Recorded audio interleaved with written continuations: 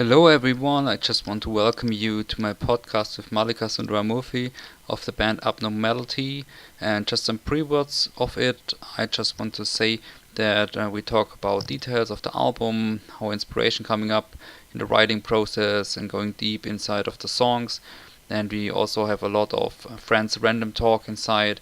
So I hope you brought some time. It will be about nearly an hour us talking, and also, like I said, a lot of random stuff. And yeah, just relax and enjoy it. I hope you will like it.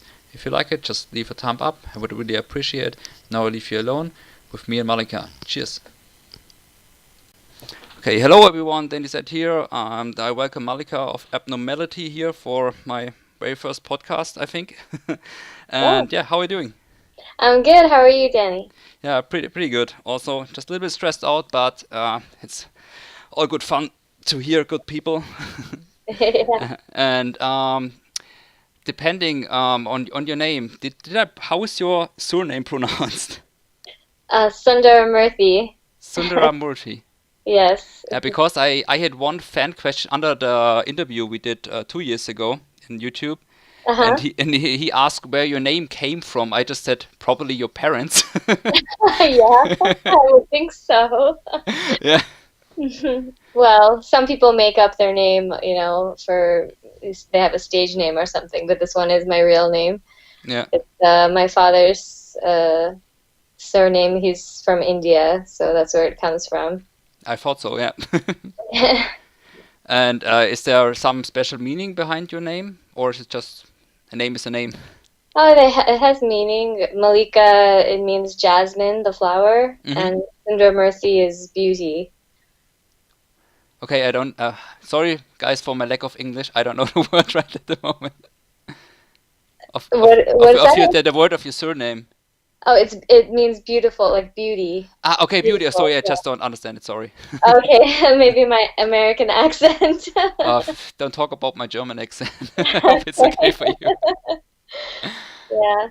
When your new album came just out last Friday, Sociopathic Constructs, on Uh-huh. Metal Blade Records, and what I first noticed on the first song Monarch Alpha, that your grindy screams are back from Contaminating the Hive.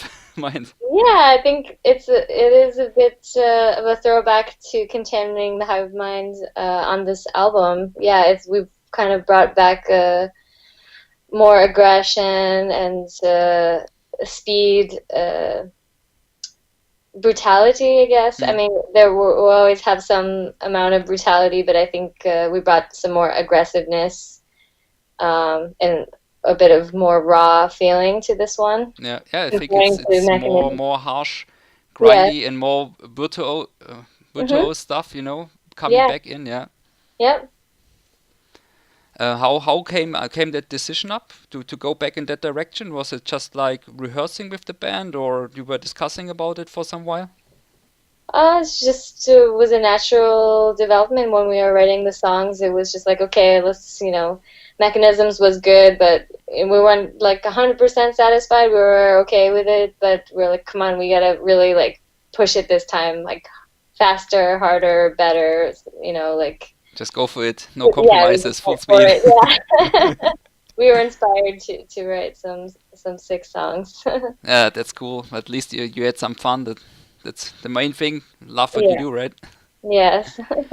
But how was the writing process when you living in Prague and the guys are still in Boston? All I think. Yeah, it was the first time that we've worked like that. I moved to Czech Republic, to Prague recently. It was, well, 3 years ago. Yeah. So, yeah, this is the first time that we've been at a distance. But the other guys, they all live within like 20 minutes of each other. They all live in Massachusetts, so Hmm. they'll get together regularly to practice and to write. And now I just do my writing over here and writing lyrics and working on songs. I just do it on my own now, and it's been working out fine. I think it's works like this probably easily because I'm the vocalist. Maybe if I was the drummer, it would be a little Yeah. bit more tricky. Ask to Jamie write of Broadwin with Jan. Yeah. I don't know if you read my interview. He said he answered how long the process is taking at the moment. Yeah, Yeah. it's a lot with writing like a technical kind of music, extreme, music. It takes time to write each song. Each song is like 20 pop songs or more. Yeah, put some autotune in it and then it's fine. We don't often repeat riffs, and we change the beats and the parts of the songs. We have solos and everything. Yeah, it takes time, and the guys work closely together.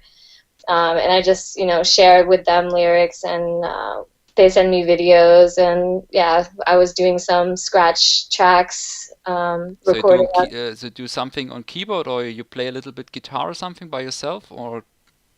Well, not with this band, but I mean, they send me their recording.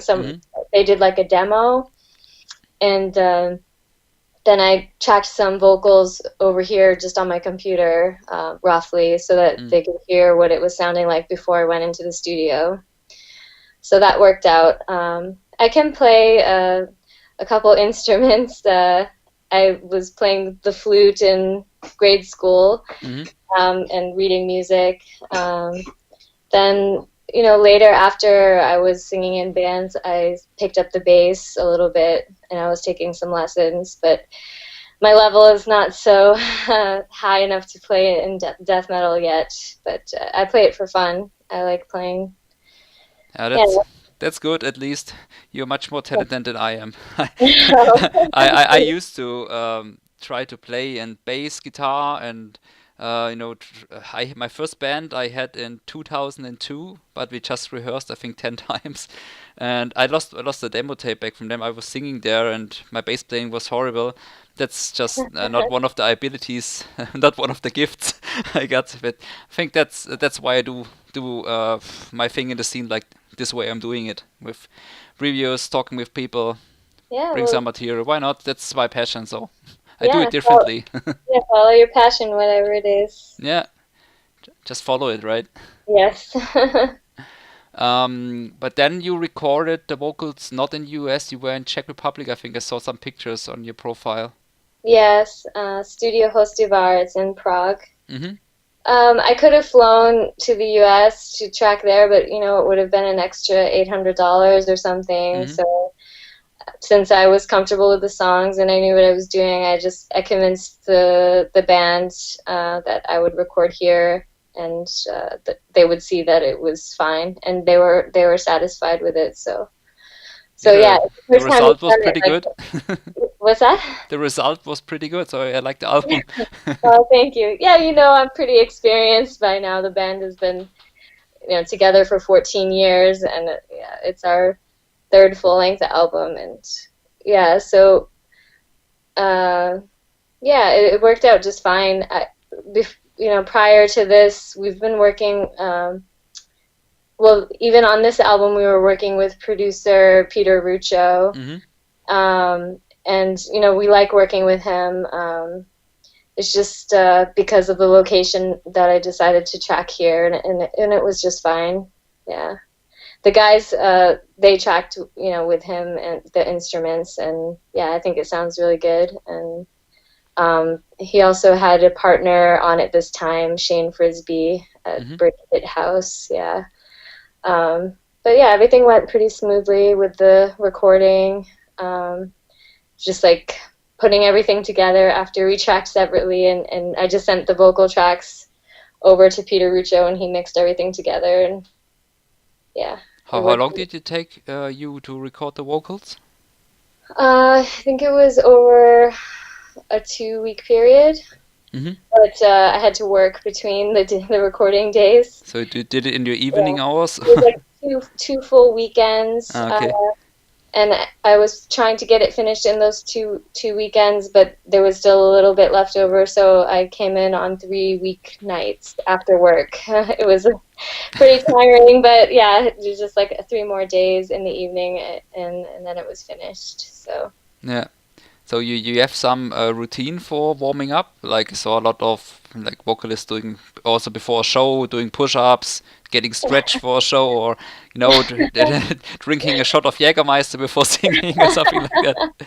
Yeah, running 5 miles and doing pull-ups and push-ups. Yeah, everybody has their own routine, but yeah, I just do some vocal warm-ups, and there's some kind of tea that I like to drink during recording that keeps my throat hydrated. So but you don't use honey, but honey's not vegan, sorry. Right, I don't drink honey with it. But there's some tea with like herbs and licorice, and it's soothing on the throat. So yeah, that's what I drink in the studio, and water also. And that's it. Drinking Jägermeister doesn't do maybe well after the show. That's a good way to dry out your throat. But some vocalists do that, and it works for them. Everybody's different. I also saw a lot of people, even the singer of Madball, I think, they are working with the warm-up techniques of Melissa Cross. Uh-huh. You know her from New York? I think the Queen of Screaming, or how they call her. Yeah, the Zen of Screaming. Zen of Screaming, sorry. Yeah. I like her warm-ups, but I think when it comes to teaching screaming, I don't think she really knows what she's talking about. She can't really scream herself, so how is she going to teach it?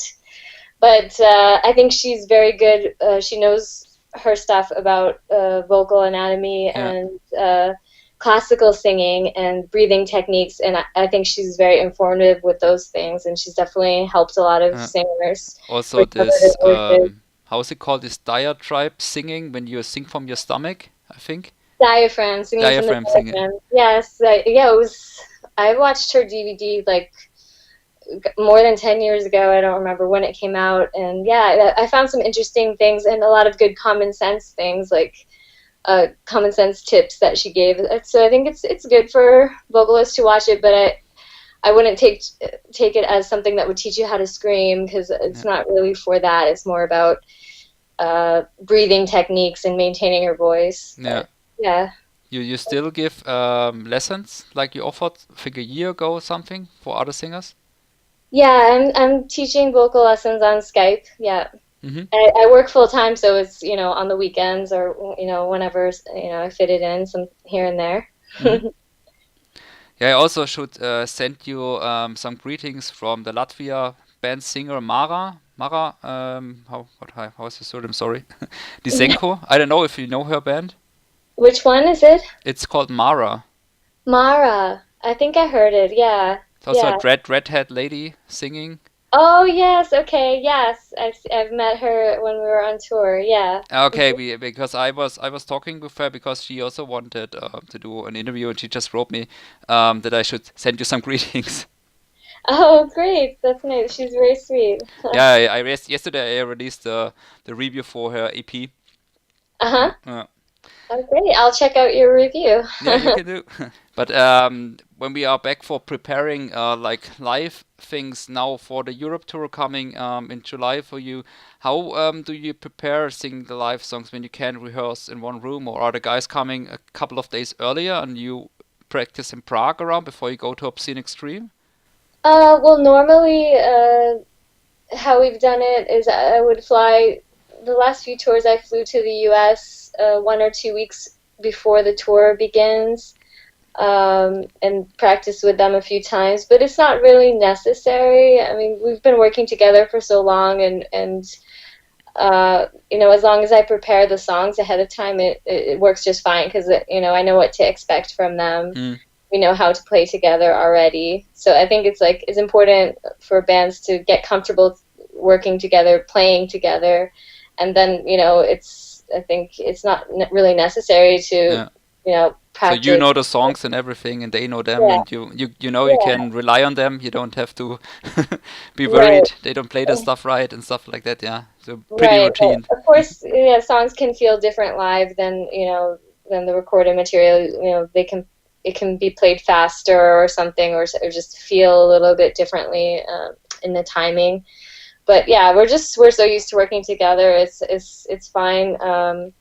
So they actually weren't able to get that much time off to come 2 weeks early here or something. So they're coming here and just a couple of days before the tour starts, and there's not really going to be time to practice, I think. So yeah, they want to see some of Prague and stuff. I was going to show them around the city. So yeah, but I'm not worried about it. And we're starting off at Obscene Extreme, and that's going to be pretty awesome. So now on stage, not in the crowd, right? What's that? Now you will be on stage, not in the crowd. Yes, exactly. I've been to Obscene Extreme 2 or 3 times now, and yeah, it'll be the first time playing it. So yeah, I'm very excited, and the guys are too, but especially me. Yeah, it's also one of my favorite festivals. First time I went in 2007, and then I nearly went every year until 2011. Then I did a pause, and I think in 2014, and then when we met, 2017. Yeah, that's great. It is one of my favorite festivals too. I love it. So yeah, I see why you kept going back. Yeah, and I remember the first time we went there, 2007. It was so cheap with the exchange rate of the Czech crowns. Oh yeah, and the beer, especially if you're a beer drinker, the beer is very good and very cheap. Yeah, so. I know that the beer back then was like, I think, 70 or 80 cents half liter. Yeah, exactly. And the entrance for the 3 days, I think I paid 32 euro.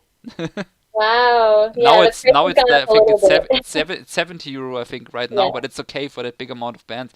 Yeah, it's grown into something huge, and it's amazing. I love it. Yeah, and they got Cannibal Corpse right now, right? Yeah, exactly. Our label mates. Yeah, we're really excited to be playing with them. Yeah, I think on your last podcast I heard you said you met the guys a couple of times, but you never have been on the same bill, right? Right. Yeah. So it's time. Yeah. After when you finish your European tour, you have already some plans for US dates? Yeah. Well, we're working on it. We had Chicago Domination Fest. So sort of flyer, right? Yeah.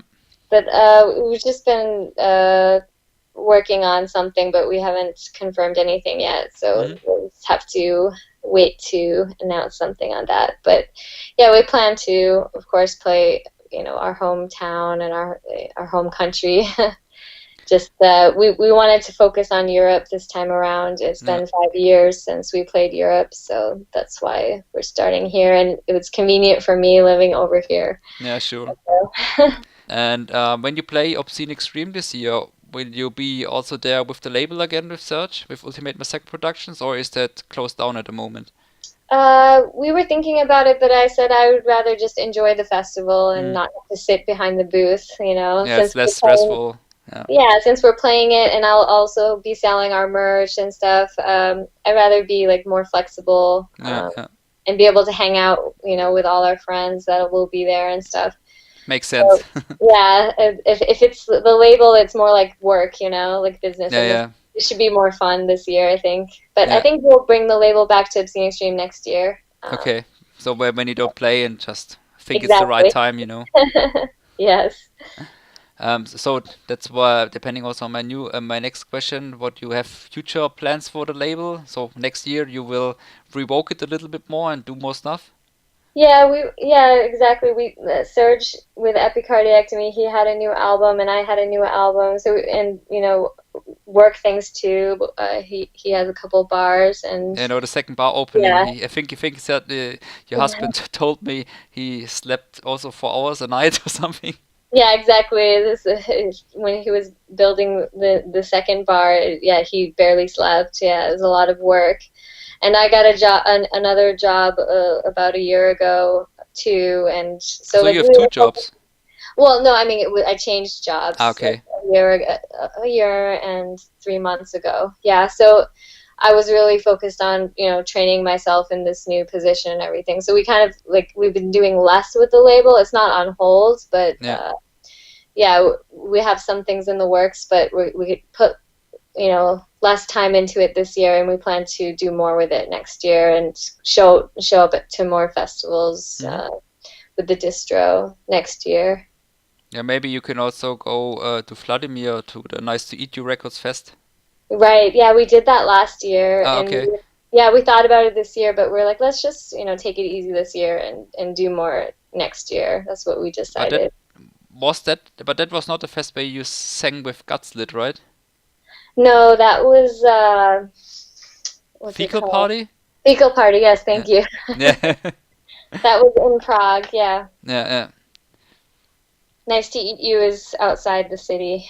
Yeah, I know it is a little bit farther. I think Yeah. Obscene Extreme is for me from where I live. It's 700 something kilometers to drive. Is that more or less than Prague? Less. Less. Okay, But great. Yeah, perfect. Trutnov is much more in the east.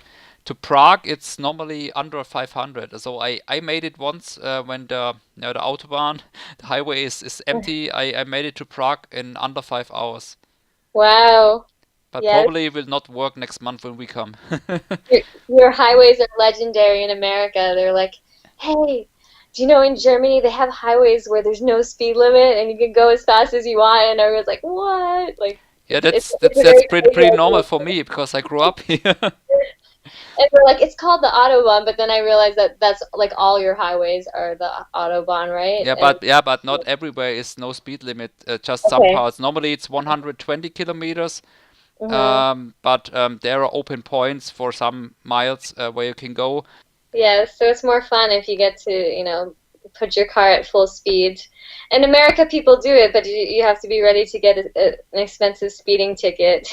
If you can afford a Porsche, or, Yeah, you then, want to try it, right? then you don't care about the speeding ticket.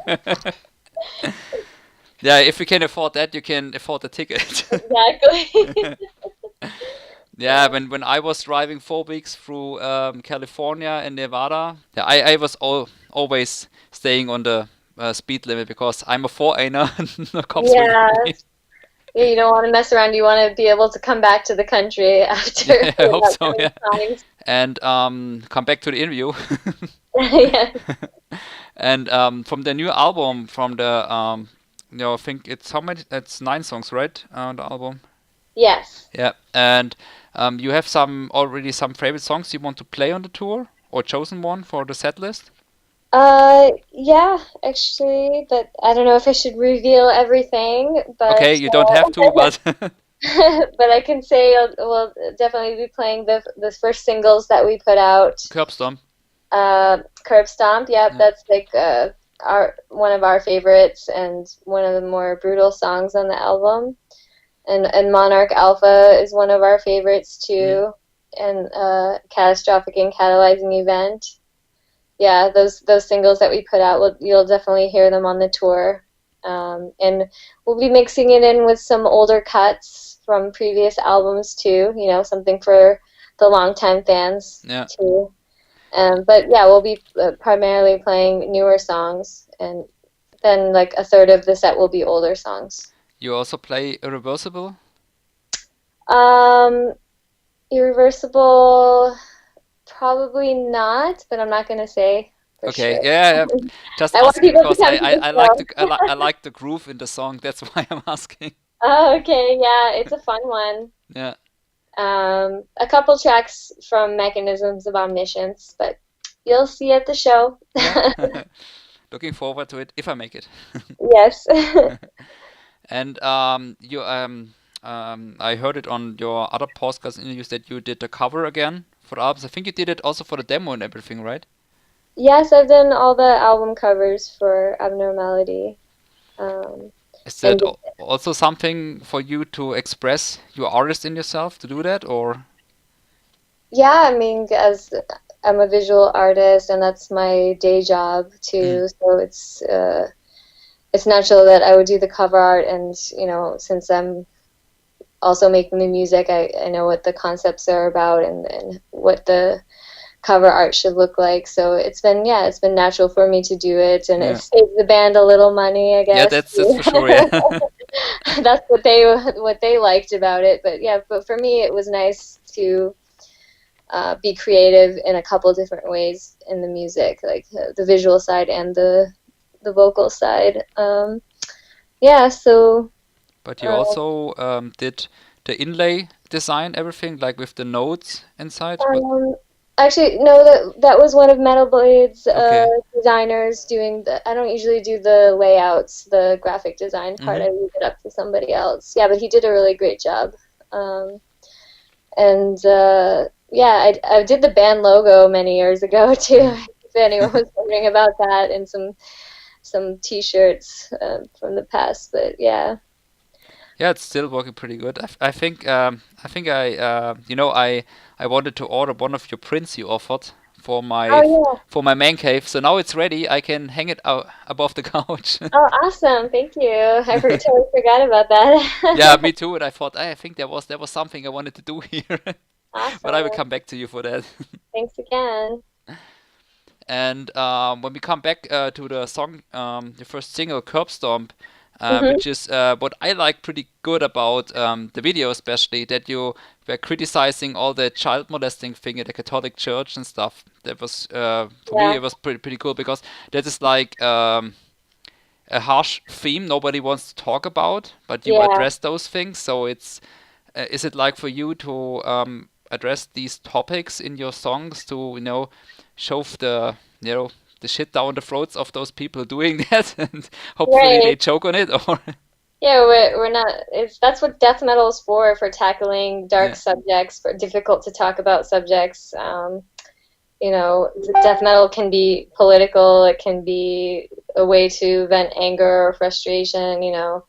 And things that are very wrong in the world. This is a place to bring it up, and Uh, but yeah, there's been a lot in the news in America, especially about the Catholic Church. yeah, in Germany too, Just the level, everywhere. yeah, the level of abuse these priests have been doing to children for so many years, and it's just been covered up. That the Yeah, worst. I mean, it's bad enough, and it's even worse that the people knew about it and they were covering it up to yeah, protect their priests. Yeah, it's sick. So we're angry about it, and we're talking about it. But more than that, there's a lot of pedophilia in Hollywood in America, yeah. and it's really sick, and it needs to be discussed. Yeah, because it's weird how people turn a blind eye to it. They just look the other way instead of actually trying to tackle these issues. So Yeah, that's true. it's important to keep these conversations going and try to do what we can about it. Yeah, for me, still, the Catholic Church is probably the biggest child porn ring in the Yeah, world. I don't know. exactly. That's what it is, right? I saw one meme describing it perfectly. You saw the burning Notre Dame, and then Mhm. the quote under it, when the Paris police knocks and you need to get rid of your child porn collection. Oh, I know it's harsh, but it fits yeah. so perfectly, you know. Harsh but true. Yes. Yeah. Yeah. Yeah, I think also the movie Spotlight showed it pretty good. I Mhm. think it's from True Stories about the suitcases and stuff like that, which was going on. I think it was from the 90s already. But yeah, Yeah. so you have also other harsh topics you like to vent off in the album. Yeah. I mean, we have like every song is about something different, and it's not only politics or conspiracy theories. Some are, personal or made up stories, imagined future dystopia, so it's all across the board, whatever we're inspired by to write about. We have the song Monarch Alpha. It's a sequel to an older song, Hmm. Monarch Omega, from Contaminating the Hive Mind, since we were just talking about that. Also, also the opening track. Yes, purposefully, yeah, a sequel, and it's about an assassin who has a split personality, who's being mind controlled to commit these assassinations. Hmm. And they're in this altered state. They're not really fully aware of what they're doing. And this is based on a true conspiracy about secret CIA mind control program, MK Ultra. I've never heard about that. You heard about? Yeah, it's some experiments the CIA was doing to see what they could do to control people's minds and manipulate them, and brainwashing, and they may or may not be using it on the American people, so don't watch TV. Yeah, well, I think it's pretty clear what they did with it, but yeah. There's a lot of movies about these topics, like the Jason Bourne movies. Yeah. He was his mind was controlled, and he was a tool for the government. A lot of soldiers have been manipulated in the past, and and there's like the Manchurian Candidate, like those kinds of stories. Yeah, I saw that, baby. We have this trigger words, and then just go for it, right?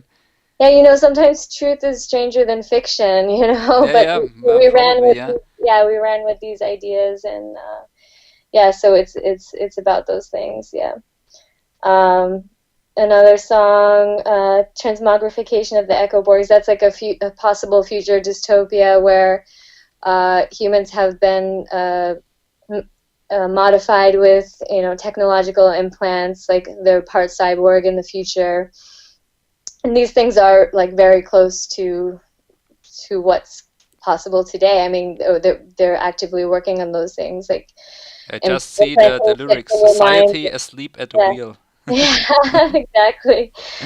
We are changing our genes. We're changing. We're trying to. Some people think that they can improve the human being, modify us, and it's going to be for better or worse. And we're thinking about, well, what if it's for worse? What if it's used against people to control them? And all they would have to do in the future is just turn the switch, and then they have this army of drones, of human drones at their disposal. So that's what that one's about. And everyone gets a brain chip, and if you're not good anymore, just push the button. Dead. Yeah, exactly. It's like in Deus Ex when everybody's augmented in the game, Yeah, we watch a lot of Black Mirror too. That's pretty evident in our lyrics also. Yeah, I really like this Black Mirror show. I don't know if you've seen it. I heard it. I think Black Mirror, there was that interactive movie thing on Netflix, right? Oh, yes. But it's just one story, but in the TV show, like every episode is a different story. It's really good. It's quite good, and it makes me afraid of the future. The technologies, what's going to happen. Only like one of the stories has a positive ending, but we'll see. But I think it will start if the possibility is there to replace stuff. It will happen. Yes. Progress, but at what cost, right? And we're afraid that our autonomy will be sacrificed for so-called progress. And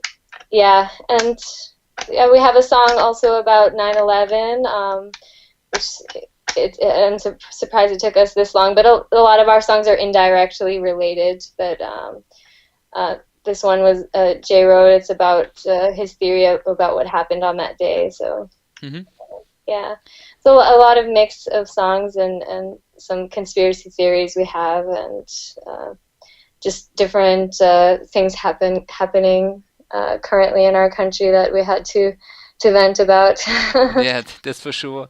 Yeah, but I think also that since that all that social media stuff is going on, I think it's hypocritical to say it because I will bring this on social media. I know. But I think everyone got so ultra sensitive. In the meantime, everyone is triggered immediately. Oh, don't get in my private zone, whatever, and is venting off too much and cannot swallow anything.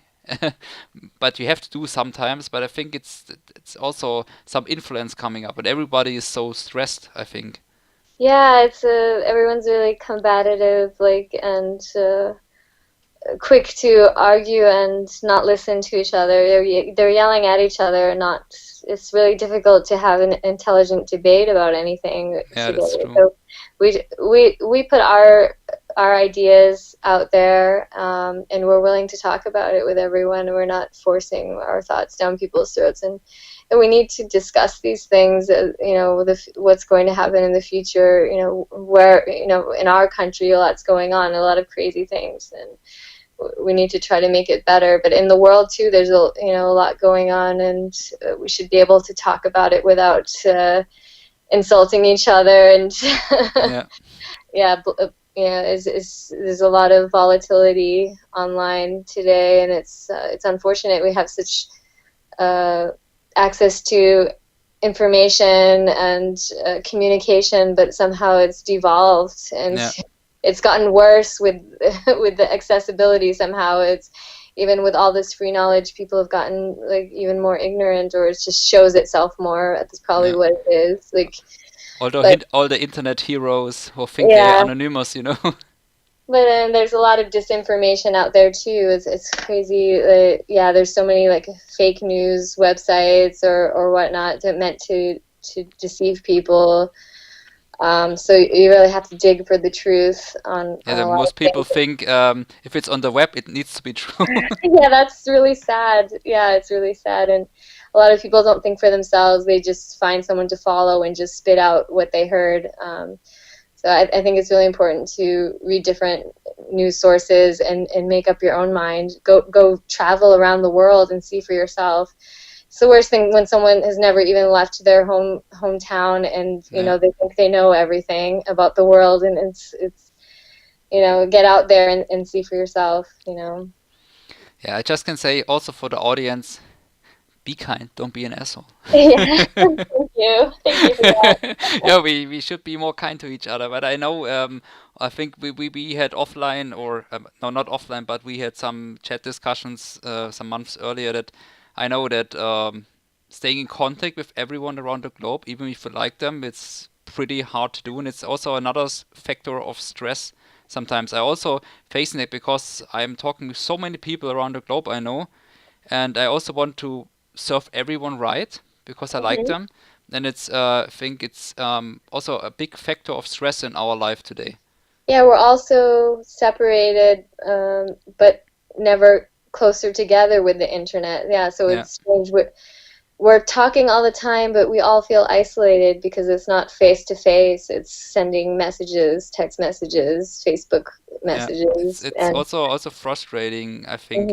I think that's what we were talking about some months ago when I said we are talking like from one week to another, or once or two times a month, but we never meet. I think that's the frustrating part of it. Yeah, I know. Yeah, it's interesting, but for me too, like leaving my home country and my friends and family. Yeah, it's pretty hard, and I have some friends here in Prague now. But yeah, it's hard being away from people you care about with the distance. But coming back a little bit to the social media part, you think, depending, because you and me, we are a little bit older from how and saw social media grow from how it was before in the 90s and starting in the 2000s with MySpace and stuff, and bands were promoting it there, and then it went to Facebook and everything. You think for Abnormality it was a good thing, or you said it was not that good, also depending on record sales with internet and everything? Do I think it was good for what? For metal? No, for your band, just depending on your band. Or you can also go on the metal team if you want. Oh, no, you were cutting out a little bit. I just wanted to make sure I heard you correctly. Yeah. I think, it's been crazy, how social media has changed over the years, and we saw the beginnings of it, MySpace days and into Facebook. Facebook was great for a long time. You could really interact with your fans. They were seeing everything, and then when it became privatized and everything was about sponsoring your posts, and then no one sees the pages anymore unless you're paying for it, and that's been really hard on on death metal bands especially, because we don't have the same budgets as more mainstream music. So like we have to rely on our fans to like actually go to our page to see what's going on, or turn on notifications, which I don't even know if you can do that anymore. But yeah, it's changed. Facebook's become more for profit now. Yeah, I know. I've been like that already for years. But I can't tell you how many messages I get from Facebook for my Dani Zed reviews page. Please advertise that, just €20, and you reach 30,000 people. I can tell you, it is like really effective when you do it. Like we were using Facebook ads like for the advertising the bar, and people really see things when you do pay for it. So like it's sad that that's where we're at. So you're pretty much forced to do it because everyone is checking it on Facebook or on Google to see pictures, Google Maps, Yeah, like we just pick and choose. Like it's probably only like once or twice a year that we'll sponsor a post just to make sure, like about a tour or something, just to make sure most of our fans see it. But we're old school. We don't like to pay for advertising. Yeah, I know. I can tell you that. No, we don't want to. Yeah, the label helps us a lot with promotion, and we rely on them. We do what we can on our side, and we have different platforms. Like, so Facebook's kind of been a bummer for bands like since the last 5 years or whenever they started doing this sponsored posts. But Twitter's still good, and Instagram, even though it is also owned by Facebook and it also uses sponsored posts, I think more people see your post there than Facebook now, without paying for it. So I still like using Instagram. And Bands in Town is a great app, and I like using it to find out. Yeah, me too. I get the mails regularly. Yeah, I think that's been a really great thing for music, for bands and for fans, just to know when the show's coming through. Before you had to plaster flyers up all around town. I know. I remember back in the day. I used to hang flyers all over Boston on posts, lampposts, and in bars, and I used to scout for them too, like, oh, that show's coming, okay. And that's the only way we knew about them. Someone, if someone missed it, then they missed the show. So in that way, social media has been great, to get the word out about shows. And yeah, that's for sure. I think the most shows I find on Facebook. Yeah. At the moment, that's really true. So, and I also set for myself a reminder, just interested, that I know when it's coming up. Exactly. So it's great. It's great for that. And Bands in Town is great. If you follow bands, then you get an email when they're coming to your town. So yeah, I really like Bands in Town, and it's been good for us. Yeah. I started for my page, for my company page for Dani Zed Reviews. I started a new Instagram account. I'm not so much into Instagram, but I post nearly every 2 days or something. I also posted for your new album, the album artwork, to promote it a little. Yeah. And I try to do that, but I'm still not so much into it, and I don't see the biggest benefit of it, because I don't know. There's a lot of interaction. Facebook for me is enough. Yeah. Well, but I like Instagram more actually these days, because it's like you can interact with your friends and share pictures, and there's less internet drama. Facebook is too much internet drama and fighting and whatever. Yeah, good. That's a true point. Yeah, so that's why I prefer Instagram these days. But Facebook's still important, so I still have to go there and use it. Yeah. That's for me, because since I opened my blog and stuff, I have Instagram, my blog, my YouTube, my Facebook, and I don't know if I need to get rid of something because it's too much work for me alone. Besides my work and family and stuff. Besides that, I still have also one user question. How you see all the pages going on Facebook or whatever promoting female-fronted metal bands. I think we talked some months ago that you were not so satisfied with like some of the pages. How do you see it nowadays of that? Do you think that helps, or I think it's too much fixed on women in a negative way?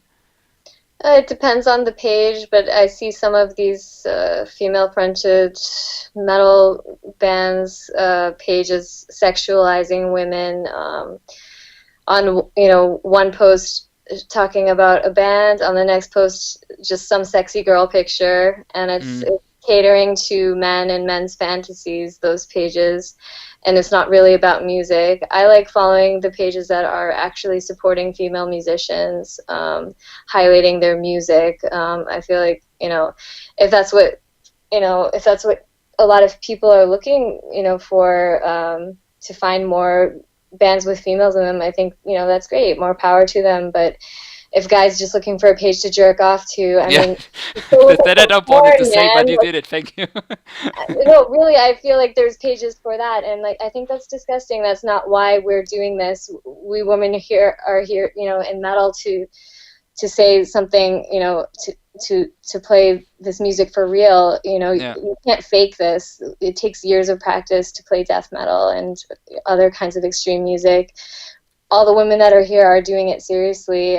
So then to be, treated as, some alternative model or porn star is very disrespectful, I think. So I don't like to see that. But objectification of women, but I think the guys that create those pages, they don't think about it. So that's how I feel about it. And so there's a place for everything. If you want to look at sexy girls, there's tons of websites for that. Just go there. I think so. And I think the internet is. I think 90% of the internet is used for that purpose. Yeah, and I'm not knocking porn sites, but don't mix those two things together. We women have a hard time to get, we work so hard just to get the same respect that a man walks into the room with. So then to just totally discount that, it's really disgusting. And I wish men would think, those people creating those pages would think more from the female perspective in our struggle. So that's how I feel about it. And it's not new. It's been forever like this. Women just being used as, a model holding a guitar, like I know. Yeah, and the Revolver's hottest women in metal or whatever. It's just, it goes against progress. It's keeping women in this place where we're just to be ogled at and not taking women seriously. So I would like to see a world where women are treated with the same respect as men, and I think we're getting there. It's just I think there are a lot of bands coming out with female singers, or maybe it's just more promoted on Facebook. I see more because like back in the day it was much more cool. Sure, Arch Enemy was doing it, then Rahil of Sinister was back then. I think was one of the first CDs, and then I think some hardcore bands like Walls of Jericho back then. So it was sometimes pretty limited. I had a pretty limited amount of bands in extreme with female singers, but I think the last 5 to 10 years so many bands came up. It's more and more women in bands, and we're not taking shit anymore. So I think a lot of us are speaking up, and I think the attitudes are changing towards women in bands. And that's good. It's a good thing. I know also, I don't know, was it last year when I did a communication between the brutal female-fronted metal page and you, because you were not satisfied with it? Because I'm okay with Steve, because he's promoting my stuff from time to time, but I think since then the content changed a little bit in a more musical way. Yeah, so thank you for talking to him about what we discussed. Yeah, that was also he sent me the question. That's why I'm bringing it up again. Interesting. Okay. Yeah, because I'm also thankful for his help when I review a female-fronted band. I know you don't like the quote, but he's also sharing it and also helped me sometimes. But I was pretty happy that I can improve the content more musical based. Right. I'm glad that just speaking out about those things, we can change people's minds. We can make them think a little bit and change behaviors. That's the point of it, of this communication. Yeah, that's communication. We just need to talk, exactly. right? We don't need to fight. We can, talk it all out. Especially in the extreme scene. That's what Yeah, you said. What we are talking at the beginning of the interview. It's the extreme music is just such a good blend. I think that's why the extreme metal scene is the less violent scene in the world. Yeah, actually, we're the scariest looking People, group yeah. of people, but some of the nicest people I've ever met were metalheads. Yeah. Okay, then the next question we already answered, so we are pretty at the end. So I believe we are talking over an hour now. So thank you for taking all the time. Oh, my pleasure. And I just have some questions. What are the latest albums you were listening to in the last 2 months, or which kept spinning in your player? Huh. Or old school stuff is also okay. What is it? Old school? Yeah. Well, yeah. I have some classic albums that will never stop playing in my player, and that's like Suffocation, Pierce from Within, and I was just listening to that a couple of days ago. Classic. Yeah, Morbid Angel, Domination. Yeah, I get really inspired by those classics. Where the Slime Lives, I know the video. I remember Yes. that. Yeah, staying awake the whole night to record the videos at MTV Super Rock on VHS. That were the days in '98. Awesome. Yeah, Headbangers Ball was amazing. Yeah, I was recently, and I don't know why it took me so long to get into Fallujah, but I recently got into the Dreamless album. I did hear their newer stuff, but I just really like this Dreamless album. It has like a good balance. They are still on Udic Leader, right? Yeah, I think so. Yeah, and they have a new vocalist and stuff now. I don't know if I listened to the new album. When they're on Spotify, I have to check it out.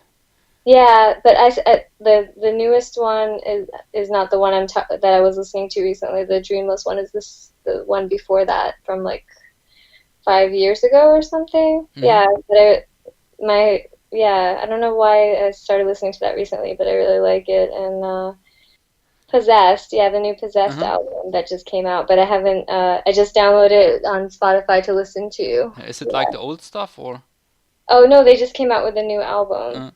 No, it might, depending on the sound. Is it pretty much to the old stuff, or is it changed it pretty much to old albums from Possessed?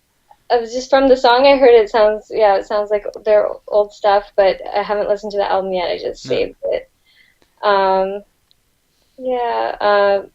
got into Archspire recently through my husband. He's a fan, and I really like their super fast technical death metal style, and the vocals are crazy. It's like at such a high speed, like rapping or something. Have you listened to Archspire? I'm not sure, but because I listen to so unbelievable many music, I forget about things. Yeah, but But wait, I will put it down as a note. Okay, check out Relentless Mutilation. That's the album that I have. Relentless Mutation, that's the album I've been... Mutation, okay, I will do that. Relentless Mutation, yeah. Really good album. Thank you. I've been spinning a few times a week. And Antheos just came out with an album recently. But did you listen to the new Prostitutes Figurement? Oh, I guess their newest one didn't come out yet. Okay, so... It's out already. Yeah, okay, but from 2017, that one is a good one, Dark Future. Dark Future? I also didn't listen to that. Yeah, so Antheos, Dark Future, I recommend checking that out. It's a really, modern progressive metal. Yeah.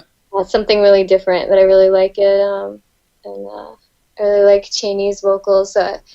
She did some guest vocals on one of our songs, Penance. Okay. Yep. On the second one, okay. Then yeah. I think I didn't notice that while listening, to be honest. Then I have to do it again. I'm now, sorry. now you'll listen closer on the Yeah, next yeah. listen. But I think I listened to your album for sure 5 times. So I also listened to it again in the train on my way back home today. And but I was thinking in the songs that there was some changing, but I just thought you changed your vocal style. Okay, then I understand the way. Okay, thanks. Yeah, sure. It's yeah, you'll if you listen closely, you'll hear a different voice on that Yeah. song. But I think I did do a little bit more of the grindcore kind of screams, like you said. Yeah. Yeah, on some of the other songs, I tried to mix it up. Yeah, but that's cool. It's more diverse and bring a little bit more changes in the song. Why not? I think it freshens everything a little bit up. Yeah, variety is the spice of life. Yeah, as they sure, say. that's it. If you do it the same all the time, it gets boring. Exactly. Yeah, for me, which album I was pretty much looking forward was the Internal Forward Motion from Employed to Serve from UK. Uh-huh. There's some grindy post-hardcore power violence stuff. Oh, It's great. it's pretty cool. Also with a female singer, but it's really that power violence, hardcore screaming voice, and the songs and the variety in changing within the tracks Uh-huh. is really astonishing for me because they have on the last album. This is the third album already. In a just short period of time, in the last 5 years, they brought 3 albums. It came on the same day than your album, and it had Oh, really? both in the post box. And also the new album, the teaser songs are pretty good. And it's also the end track is so variating and so intense. Mm-hmm. From the emotions delivered, I was also pretty blown away. So if you want to check them out, I can send you the link. It's pretty Yeah. cool. If you like that kind of hardcore, grindcore, death metal mixing stuff. Yeah, I'd love to check it out. Yeah, I'm craving to hear some new music. Okay, I think I'm pretty through with the questions, and yeah, thanks again for taking all the time. My pleasure. Thank you for taking the time. And like always in my interviews, the last words are on you. You want to say something to the crowd at least? Yeah, to all our fans in Europe, we're going on tour in July, including Obscene Extreme Festival, so we hope to see you out there. Thanks everyone who's bought the new album, Sociopathic Constructs, on Metal Blade Records. It's out now. If you haven't picked it up, please do so. And we'll see you on the road. Thank you. Thank you also again, and to all the people, thanks for listening. Cheers, So, Danny.